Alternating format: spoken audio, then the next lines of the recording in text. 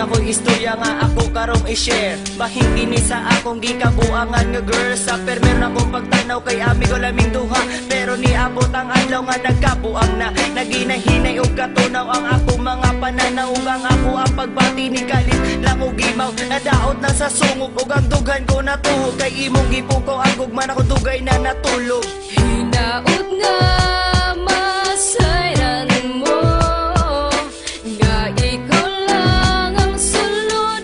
Di inintugan dawatan na, ayaw pa ang tusa kay ikaw.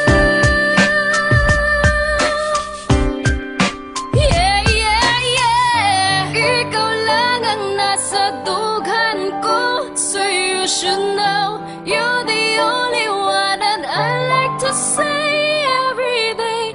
Kung gusto po ko nimo, then don't say no. Ikaw lang ang higugmaon ko in my life, so true. I believe I could never find somebody like you, my first Sa una, love. gibinuangan ratika ug wala ko magdahong nga magkauyab tanduha. Ako ang imong kuya ug ikaw ang akong manghud. Ang atong mga sangod ni kalit lang ug kaanod. Abi kung dili ka maako ug kutob lang ka sa pangandoy. Sa buwagi ko ug tubig ug puspusi ko ug kahoy. Kay basin ako nadanggurangan nagkadayon ta. Ug basin imong mga mata kay nangahalat na.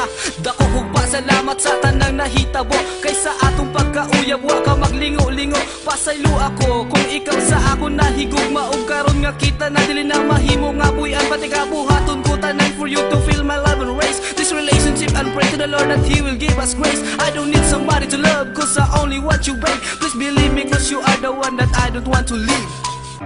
Ikaw lang ang nasa dughan ko, so you should know you're the only one that I like to say every day. Kung gusto po ko